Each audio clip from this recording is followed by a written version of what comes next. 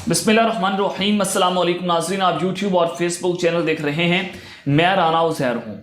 नाज़रीन, आज की खबरें बहुत ही ज़्यादा अहम हैं और हो सकता है जब ये वीडियो आप तक पहुँचे तो हम देर अताब आ जाएँ बहुत सारे हलकों के और दबाव डाला जाए, लेकिन सच और हक़ की बात इंशाल्लाह अपनी पूरी कौम के सामने रखूँगा। और मेरा सबसे वादा है कि जनाब हक़ और सच की आवाज़ में हमेशा बुलंद करता रहूँगा इंशाल्लाह अल्लाह ताला के फजल और करम से। नाज़रीन, मुल्क की सूरत हाल इंतहाई कशीदा हो चुकी है और ख़तरनाक दुराहे पर पहुँच चुकी है, और वो हो गया है जनाब जिसका डर जाहिर किया जा रहा था, जिसका खदशा जाहिर किया जा रहा था, और ख़तरे की घंटियां बज उठी हैं। मैंने आपको खबर दी थी कि 12 रबीउल अव्वल के बाद पाकिस्तान की सियासत में बड़ी तब्दीलियां आएंगी। 11 से 15 अक्टूबर के दरमियान पाकिस्तान के जो हालात हैं कि जनाब आर्मी चीफ की एक्सटेंशन होगी या नए आर्मी चीफ की अपॉइंटमेंट होगी, पाकिस्तान में नए इलेक्शंस होंगे या तसादम की सूरत हाल इख्तियार की जाएगी, या फिर इम्पोर्टेड हुकूमत के सर से हाथ उठा लिया जाएगा। और नाज़रीन, मार्शल लॉ की खबरें भी चल रही थी कि मार्शल लॉ का फैसला होना है, तो एक ऐसी खबर सामने आ चुकी है जिसने कान खड़े कर दिए हैं। मेरे अजीज हमवतनों, जनरल बाजवा का खौफनाक ऐलान जिसने इस वक्त पूरे पाकिस्तानी सियासत में थरथल्ली मचा के रख दी है, और उन्होंने आखिरी तकरीर की तैयारी शुरू कर ली है। इस्लामाबाद को सील कर दिया गया है। GHQ में इस वक्त चल क्या रहा है, ये बड़ी अहम तफसीलात हैं, वो मैंने आपके सामने रखनी है कि जनरल बाजवा कौन सी तकरीर की तैयारी कर रहे हैं। और दूसरी खबर पर जो आज हम बात करेंगे कि शरीफ खानदान को एक दफा फिर से ताकतवर हलकों ने ट्रैप कर लिया है। ये मैं नहीं कह रहा, बल्कि खुद पाकिस्तान मुश्फिक नवाज का बेल्ट इस खबर की तस्दीक कर रहा है, और ताकतवर शख्सियत ने नवाज शरीफ की पीठ पर छुरा घोंप दिया है। और फिर नवाज शरीफ जो है वो जनरल आसिम मुनीर को आर्मी चीफ क्यों लगाना चाहते हैं, और जनरल आसिम मुनीर की नवाज शरीफ के साथ क्या डील हुई है, क्या राब्ते हुए हैं, नवाज शरीफ इनको क्यों पसंद करते हैं, ये बड़ी अहम तफसीलात है, वो मैंने आपके सामने रखनी है कि इसके पीछे आखिर वजह क्या है। और तीसरी खबर पर जो आज हमने बात करनी है कि जनरल बाजवा और इमरान खान की लड़ाई की खबरें इस वक्त पूरे इलेक्ट्रॉनिक सोशल मीडिया पर नहीं, इलेक्ट्रॉनिक मीडिया पर स्पेकुलेट हो रही हैं। ये बड़ी अहम तफसीलात हैं कि इसकी हकीकत क्या है, माजरा क्या है, और ये लड़ाई क्यों हुई, कहां पर हुई, कैसे हुई, ये तमाम तफसीलात मैंने आपके सामने रखनी है। लेकिन अगर आपने चैनल को सब्सक्राइब नहीं किया, चैनल को लाजमी सब्सक्राइब कर लें, बेल आइकन को दबा दें। आने वाली तमाम तरह अपडेट्स आपकी खदमत में बर वक्त पेश होती रहें। इस वक्त आप स्क्रीन के ऊपर देख सकते हैं कि एंटी करप्शन अदालत का एक बार फिर राना सनाउल्लाह को गिरफ्तार करके पेश करने का हुक्म, और जिसके हवाले से एंटी करप्शन हुकाम जो है वो फिर इस्लामाबाद की तरफ रवाना हो चुकी है। और क्योंकि ये पहले भी गई थी एंटी करप्शन की टीमें, लेकिन फिर थाना कोसार ने राना सनाउल्लाह की गिरफ्तारी के हवाले से मुआवनत करने से इनकार कर दिया था, तो वो फिर वापस आ गई थी, तो दोबारा ये काम शुरू हो चुका है। नाज़रीन, कल से ये भी खबरें चल रही हैं, ये आप स्क्रीन के ऊपर देख सकते हैं कि सेंटोरस मॉल में आग लगी नहीं है बल्कि लगाई गई है। यह आपने गौर करना है, क्योंकि मैं आपको बता देता हूं कि पुलिस ने आग लगाने वाले नामालूम शख्स के खिलाफ मुकदमा दर्ज कर लिया है। जिला इंतजामिया ने तहकीकात के लिए कमेटी भी कायम कर दी है, और सेंटोरस मॉल में आग लगना कोई हादसा नहीं बल्कि आग जानबूझकर लगाई गई। पुलिस ने इस हवाले से तमाम तहकीकात शुरू कर दी हैं। मुकदमा सरकार की मदयत में थाना मारगला में दर्ज किया गया। आग किसने लगाई, क्यों लगाई और उससे कितना नुकसान हुआ, यह जानने के लिए जिला इंतजामिया जो है वो भरपूर तरीके से एक्टिव हो चुकी है। कमेटी में assistant commissioner, I9 additional district magistrate, district emergency officer, CDA के डायरेक्टर, एक और एक एडिशनल डायरेक्टर जो है उसमें शामिल हैं, और कमेटी 3 रोज में जनाब ये रिपोर्ट पेश करेगी।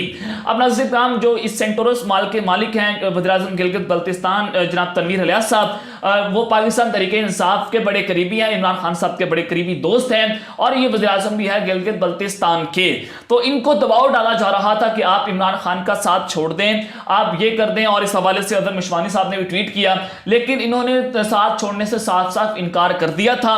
तो उसके बाद उनको संगीन नताइज की धमकियां भी दी जा रही थी, और अब यह हुआ कि सेंटोरस मॉल में आग लगा दी गई। जो बाकी 2 टावर्स थे उनको भी सील कर दिया गया है, जिसके बाद यह वाज़ेह होता है कि इमरान खान की हर तरह से उसको जकड़ना है, उसको रोकना है। और इसके बाद जो सरदार तनवीर इलियास हैं, उनके 2 भाइयों के खिलाफ मुकदमा भी दर्ज कर लिया गया है, जिसने बड़े सवालात उठा दिए हैं। अब नाज़रीन, ताकत और हलकों ने इल्ताफ हुसैन को दोबारा से कराची में रीलॉन्च करने का फैसला कर लिया है मुबैना तौर पर। और जो गवर्नर सिंध लगाए गए हैं कामरान टिसोरी साहब, तो जनाब इनका बैकग्राउंड आप देख सकते हैं, और उसके ऊपर सोशल मीडिया पर भी कल से बातें हो रही हैं। तो मिस्टर जेड ने ये सारा सौदा किया और अल्ताफ हुसैन को दोबारा से जो रीलॉन्च किया जा रहा है ताकि इमरान खान का वोट बैंक तोड़ा जाए, जो मुहाजिर कौमी मूवमेंट है, मुत्तहदा कौमी मूवमेंट है, मुहाजिरों का वोट तोड़ा जाए जो इमरान खान के हक में आता था और वो अल्ताफ हुसैन के पलड़े में डाला जाए और यूं इमरान खान 2/3 अक्सरियत हासिल ना कर सके। जब से आयरिस की रिपोर्ट आई है कि 60% पाकिस्तानी इमरान खान को 2/3 अक्सरियत देना चाहते हैं, 51% पाकिस्तानी ये कहते हैं कि इमरान खान साहब जो हैं वो पाकिस्तान की बदहाल मईशत का हल हैं, तो उस सब के बाद ये साजिशें जो हैं उसको मजीद तेज कर दिया गया है और अब इस हुकूमत ने पाकिस्तान तहरीक इंसाफ के 103 अरकान को गिरफ्तार करने का फैसला कर लिया है। अब इन अरकान में शेख रशीद जो हैं उनका नाम शामिल है क्योंकि वो जलती पर तेल वाला काम करते हैं और वो बड़ा ठीक ठाक किस्म का तज्जिया और वो जो पेशन गोइयां करते हैं। तो उसके बाद इंपोर्टेड हुकूमत के तन बदन को आग भी लगती है और शेख राशिद शफीक, उनके भतीजे फवाद चौधरी, अली मोहम्मद खान, अली अमीन गंडापुर, असद उमर, शाह महमूद कुरैशी, शीरी मेजारी, मियां असलम इकबाल, मुराद सईद, फैसल वाफडा, इमरान इस्माइल और हलीम आदिल शेख समेत दीगर लोगों को गिरफ्तार करने का पूरा प्लान तैयार कर लिया गया है। किसी को 16 एमपीओ के तहत नजर बंद करने की भी पूरी तैयारियां शुरू कर दी गई हैं। राना सनाउल्लाह के मुताबिक इमरान खान साहब जो हैं वो 11 से 17 अक्टूबर के दरमियान लॉन्ग मार्च की तारीख का ऐलान कर सकते हैं, लेकिन इमरान खान लॉन्ग मार्च की तारीख नहीं दे रहे। हुकूमत हर रोज इंतजार करती है कि इमरान खान लॉन्ग मार्च करें, इस्लामाबाद के अंदर लोग आए और जो उन्होंने खूनी मार्च लॉन्ग मार्च की तैयारियां शुरू की हुई हैं, हुकूमत ने खूनी मनसूबा तैयार किया गया है, उसको एग्जीक्यूट किया जा सके कि हम इमरान खान के खिलाफ ऐसे इकदाम करें कि उधर से इमरान खान रिएक्ट करे, पाकिस्तान के अंदर खूनी खेल का मनसूबा जो खेला गया उसको रचाया जाए और यूं पाकिस्तान के हालात इस कदर खराब कर दिए जाएं कि डेफिनेटली पाकिस्तान जो है वो किस जाने मुड़ेगा। कर्फ्यू की सूरत हाल और इमरजेंसी की सूरत हाल और सूबों के अंदर हम जनाब गवर्नर राज लगा देंगे। तो ये सारी सूरत हाल ये हुकूमत पैदा करने की कोशिश की जा रही है और इसी वजह से हमारे जरा इस बात को कंफर्म कर रहे हैं कि इमरान खान साहब को अगले 7 दिनों में तोशाखाना रेफरेंस में जनाब नाअहल करने का बाकायदा तौर पर फैसला कर लिया गया है और इस खबर की तस्दीक पाकिस्तान के बड़े क्रेडिबल जर्नलिस्ट हैं, उनका नाम हारून रशीद साहब है, उन्होंने भी इसकी तस्दीक कर दी है।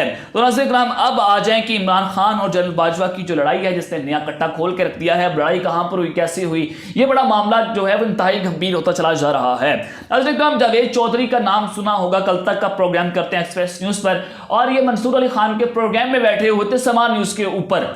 तो वहां पर उन्होंने एक खबर दी कि प्राइम मिनिस्टर ऑफिस में जब इमरान खान साहब वज़ीर आज़म थे उस वक्त वज़ीर आज़म हाउस में एक मीटिंग चल रही थी और उस मीटिंग में जनरल बाजवा भी शामिल थे और वहां पर इमरान खान ने जनरल बाजवा को कहा कि जनाब मेरा 22 साल का सियासी तजर्बा है, मैं ये कर सकता हूं, मैं वो कर सकता हूं, जावेद चौधरी के बकौल। और फिर जावेद चौधरी कहते हैं कि जनरल बाजवा ने इमरान खान को उल्टा वार किया, उन्होंने कहा कि खान साहब ऐसी बात ना करें, हमारा 75 साल का तजर्बा है। हालांकि बाजवा साहब तो बयान दे चुके हैं हम तो न्यूट्रल हैं, हमारा पाकिस्तान की सियासत से कोई ताल्लुक नहीं है, DGISPR भी ये बातें करते हैं। तो जनाब ये कौन सी सियासत है कि आपका 75 साल का तजर्बा है? क्या 75 साल में आप लोगों ने इस मुल्क को तबाह किया? क्या 75 साल में जब पाकिस्तान में माशत जो है वो दिवालिया हो गई, आपके सियासी किरदार ने पाकिस्तान की माशत को तबाह कर दिया? क्या पाकिस्तान में जो कुछ हुआ फिर तो उसके जिम्मेदार तो आप बनते हैं, क्योंकि 75 साल से हम नहीं या सिविलियन गवर्नमेंट नहीं बल्कि सिर्फ मिलिट्री गवर्नमेंट जो है वो इसको चलाती रही है। अब जो शरीफ खानदान ट्रैप हो चुके हैं, जनरल बाजवा ने इनकी पीठ पर छुरा घोंप दिया है, ये बड़ा अहम है, ये आपने समझना है। और ये खबर मैं नहीं दे रहा बल्कि खुद प्रो PMLN बेल्ट जो है वो इस खबर की तस्दीक कर रहा है। और नवाज शरीफ जनरल आसिफ मुनीर को नया आर्मी चीफ क्यों अपॉइंट करना चाहते हैं, ये भी बड़ा अहम सवाल है, ये भी मैं आपको बता देता हूं कि इसकी आखिर वजह क्या है। एजाज सैयद जियो न्यूज के रिपोर्टर हैं, उन्होंने खबर दी थी कि नवाज शरीफ साहब जो हैं वो जनरल आसिफ मुनीर को आर्मी चीफ लगाना चाहते हैं, जबकि जनरल बाजवा जो है किसी और को आर्मी चीफ लगाना चाहते हैं। ये खबर जो है वो मैं तकरीबन 2 माह पहले आपको दे चुका था अपने वीलॉग से जरिए। आप 2 माह पहले के मेरे वीलॉग सुन सकते हैं आर्मी चीफ के अपॉइंटमेंट के हवाले से कि जनरल आसिफ मुनीर जो है वो मोस्ट फेवरेट हॉट फेवरेट नाम है नवाज शरीफ के लिए। तो अब मामला जो है वो डेडलॉक की तरफ चला गया है, जनरल बाजवा किसी और को, नवाज शरीफ किसी और को लगाना चाहते हैं। तो नाज़रीन किराम इस हवाले से अब ये नवाज शरीफ क्यों लगाना चाहते हैं, मेजर आदिल राजा साहब ने एक बहुत अहम ट्वीट किया है, आप इसको स्क्रीन के ऊपर भी देख सकते हैं। उन्होंने कहा कि खामोश मुजाहिदों के मुताबिक मुबैना तौर पर जनरल आसिफ मुनीर ने नवाज शरीफ से वादा किया है कि वो उनके जनरल बाजवा एंड कंपनी के खिलाफ इंतकामी इंतजाम में रुकावट नहीं बनेंगे, यानी कि फौज अब ये उनके मुताबिक मुबैना तौर पर, मेरी खबर नहीं है, कि फौज के अंदर भी डिवीजन है। जनरल आसिम मुनीर अपनी लॉबिंग कर रहे हैं, बाजवा साहब अपनी लॉबिंग कर रहे हैं, और वो चाहते हैं कि नवाज शरीफ जो है वो जनरल बाजवा के ऊपर आर्टिकल 6 लगाएं, गद्दारी का मुकदमा चलाएं। इससे पहले बातें हो चुकी हैं, तो वो जनरल आसिम मुनीर है वो इस हवाले से रुकावट नहीं बनेंगे। मगर सवाल ये उठता है कि फिर नवाज शरीफ एंड कंपनी का एहतसाब कौन करेगा, जनरल आसिम मुनीर खुद या कोई और? ये मेजर आदिल राजा ने ये सवाल उठाया। फिर उन्होंने कहा कि एक और अहम तरीन सवाल, क्या क्यों डीजीसी इंटरनल विंग आईएसआई, जो आईएसआई का इंटरनल विंग है जो मेजर जनरल फैसल नसीर साहब चला रहे हैं, तो उन्होंने कहा कि major general Faisal Naseer general Asim Munir को अगला आर्मी चीफ लगवाने के लिए लॉबिंग कोशिशें क्यों कर रहे हैं? और फिर मतीउल्लाह जान साहब ने, बड़े क्रेडिबल जर्नलिस्ट हैं, खैर ये खान साहब के बड़े मुखालिफ बोलते हैं, प्रो पीटीआई जर्नलिस्ट के खिलाफ भी बड़ी जुबान इस्तेमाल करते हैं, लेकिन मैं इनको बड़ा क्रेडिबल जर्नलिस्ट समझता हूं, क्योंकि इन्होंने बड़े किस्म के खौफनाक किस्म के हालात भी देखे हुए हैं। तो मतीउल्लाह जान साहब ने बहुत अहम स्टेटमेंट दी। उन्होंने तज्जिया करते हुए कहा कि नवाज शरीफ जो हैं वो उनको ट्रैप कर लिया गया है, पूरी नून लीग ट्रैप हो चुकी है, और इमरान खान को अगले 10 से 20 साल के लिए 2/3 मेजॉरिटी दी जा रही है, और ताकि फौज और इमरान खान दोबारा पाकिस्तान पर मुसल्लत हो जाएं, ये मतीउल्लाह जान ने कहा। और उन्होंने कहा कि दोनों भाई जो गुड कॉप और बैड कॉप खेलते थे पाकिस्तान की फौज के साथ, तो अब इस्टेब्लिशमेंट जो है वो इनके साथ गुड कॉप और बैड कॉप वाली गेम इनके साथ खेल रही है। नून लीग ब्लैकमेल हो चुकी है, और उनसे उनका बयानिया भी छीन लिया गया है, जो वो कहते थे कि वोट को इज्जत दो, सिविल सुप्रीमेसी, और उनको बदनाम कर दिया गया है। तो ये खबर तो मैं आपको बहुत पहले से दे रहा था कि नवाज शरीफ साहब जो हैं वो ट्रैप हो चुके हैं, और मैंने आपको स्टार्ट में कहा था कि जनरल बाजवा एक बड़ा खौफनाक ऐलान करने जा रहे हैं, और उसके बाद ये फिर सबके कान भी खड़े हो जाएंगे, और ये आखिरी तकरीर की तैयारी शुरू कर दी गई है। सलीम बुखारी साहब ने ये खबर दी है। उन्होंने कहा कि मेरा खदशा है कि हालात तेजी से मेरे अजीज हम वतनों की जानिब बढ़ रहे हैं, यानी कि मार्शल लॉ की जानिब बढ़ रहे हैं, और पाकिस्तान के हालात जो हैं वो आउट ऑफ कंट्रोल होते चले जा रहे हैं। फहीम अख्तर मलिक साहब जो हैं उन्होंने भी ये ट्वीट किया। उन्होंने कहा कि हालात जो हैं वो फिर से मेरे अजीज हमवतनों की जानिब तेजी से बढ़ रहे हैं। आर्मी चीफ का जो काकूल मिलिट्री एकेडमी के अंदर जो उनका बयान था, जिसमें उन्होंने कहा कि किसी को भी सियासी अदम इस्तेकाम पैदा करने की कोशिश जो है वो इजाजत नहीं दी जाएगी, या माशी अदम इस्तेकाम पैदा करने की इजाजत नहीं दी जाएगी। तो इसके ऊपर हुकूमत बड़ी खुश हुई कि जनरल बाजवा ने इमरान खान के खिलाफ स्टेटमेंट दी, लेकिन फिर पता चला कि ये नवाज शरीफ के साथ खुद बहुत बड़ा हाथ हो चुका है। तो हुकूमत जो है वो खुशी ना हो, या हुकूमत इस पर खुशी के साथ डांस ना करे, बल्कि होश के नाखून ले, क्योंकि इमरान खान का रास्ता रोकने वाले जरूर पछताएंगे।